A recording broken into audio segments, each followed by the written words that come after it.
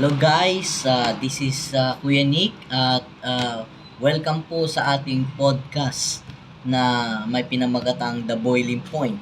At gaya ng mga nasabi ko sa pilot episode, pag-uusapan natin ang mga bagay-bagay na dapat pag-usapan kasi minsan kapag hindi ito pinag-uusapan, nagiging problema ito. So dapat habang maaga ay bigyan pansin ang mga issues na dapat ay may solusyon, no? At huwag nang palalain. So this podcast ay pag-uusapan natin ng episode 1 na kung saan ay ito ay napaka-importante, no? Bilang ako po rin ay isang guro and lahat po ng teachers, no? O mga educators ay gusto nila na lahat ng kanilang estudyante ay successful. Matataas ang grades, lahat nagpe-perform pagdating sa mga activities. Ayan, so but let me address these issues na kung saan ay dapat ay nakatutok tayo sa ating mga estudyante. So episode 1 at this podcast ay dapat ay bigyan nating pansin, tips for students to get a high performance, na kung saan ay paano nga ba makapag-perform na maayos and at the same time ay makakuha rin ang mataas na grado as much as possible, pero hindi tayo dun nakatingin sa grade, nakatingin tayo dun kung ang bata ba ay willing to perform something, most especially sa school. Kasi kapag sila ay well-performed at nakakapag-participate sila sa mga school activities, definitely pagdating sa bahay ay hindi po sila mahihirapang mag-participate sa mga gawaing bahay at ang mga magulang ay hindi mahihirapan. So ano nga ba ang tips ni Kuya Nick pagdating sa mga estudyante na gustong mag-perform ng maayos, well organized? So number 1 is of course time management, ano ba ang ginagawa mo sa iyong buhay sa buong araw. Kailangan mo ng budget time na kung saan ay budget ang oras mo sa mga lakad mo, sa study time, and at the same time sa family bonding, paano mo ba siya minamanage. Napaka-importante ng time management kasi sa panahon natin ngayon, 21st century, sa generation ng mga kabataan ay mas nahihilig po ang mga kabataan sa social media. So dapat kung mayroon tayong time management, we can control ourselves sa mga bagay na i-involve natin ang sarili natin sa mga bagay na hindi naman talaga importante. Kasi minsan natutuon ang atensyon natin sa mga bagay na hindi importante, so nasasayang ang ating oras and at the same time walang tinatawag na productivity. Walang produksyon na tinatawag. Pag walang produksyon, edi wala kang mabebenta sa market. Ganun din sa ating sarili. Kapag hindi tayo nagpo-produce ng mga kaaya-aya at mapapakinabangang bagay, ay walang saysay po yun. Second is, of course, priority matters. Ano ba ang priority natin?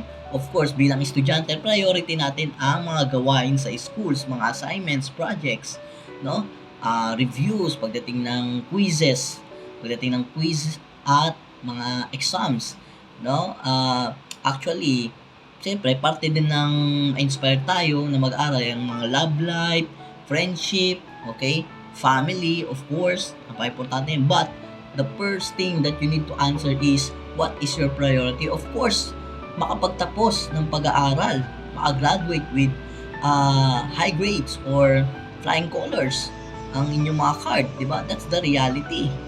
And third is, of course, paano ka makapag-aral kung hindi pang malusog, hindi masustansya ang kinakain natin. So, eat well and of course, sleep well. 'Di ba? Dahil napaka-importante po na ang health natin ay naka-monitor yan. Because health is wealth. Yan ang pinakakayamanan natin. Anin mo ang maraming pera, kung ang pera mo naman ay pupunta sa gamot, bilang estudyante ay marami na tayong nakikita mga bagay-bagay sa social media, sa mga nakapaligid sa atin, 'di ba? Na hati ang oras ng mga estudyante sa panahon ngayon. Kumbaga sa isang malaking pizza pie, ilang percentage na lang ang pag-aaral doon.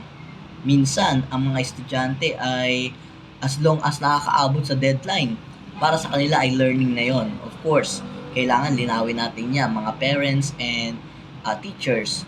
4 is focus on your goal.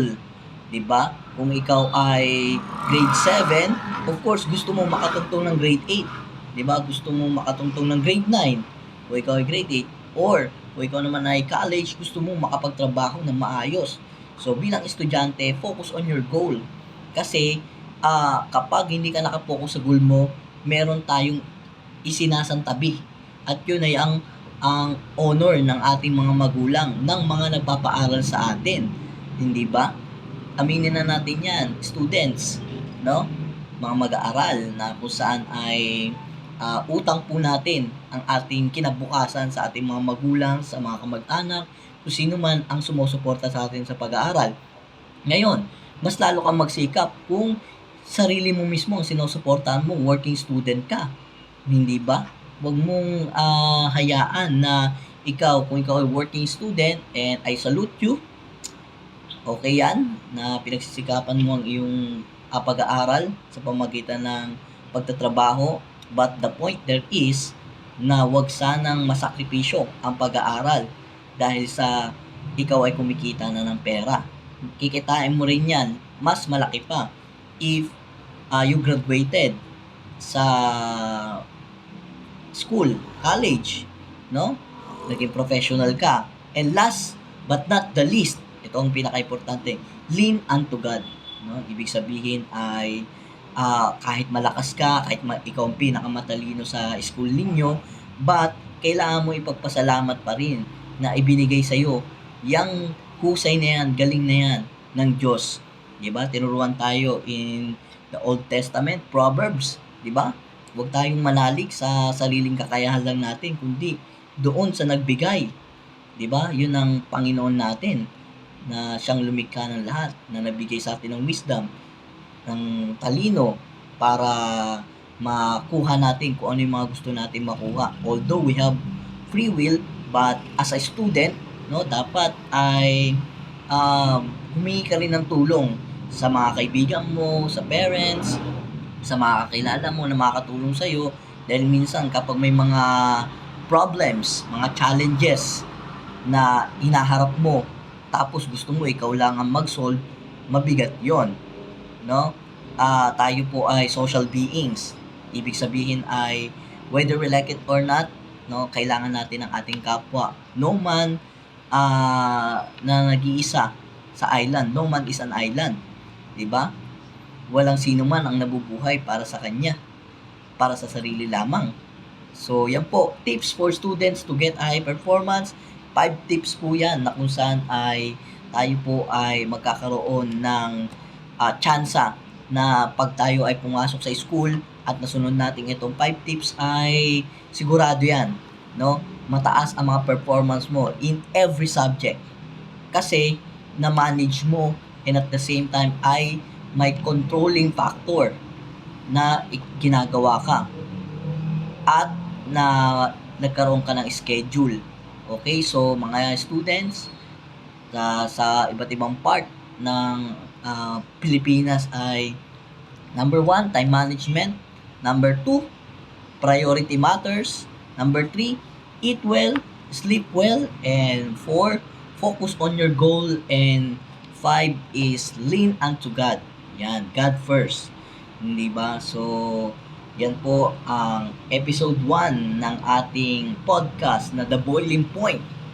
Tips for students to get a high performance. So, yan po ang inyong lingkod, si Kuya Nick, na kung saan ay nagbibigay sa inyo ng advice tips, no, na maaari natin magamit sa pang-araw-araw natin pamumuhay. So, don't forget to like, share, and subscribe to my YouTube channel, The Boiling Point, where your point of view matters. So, thank you and God bless everyone. Mabuhay tayong lahat.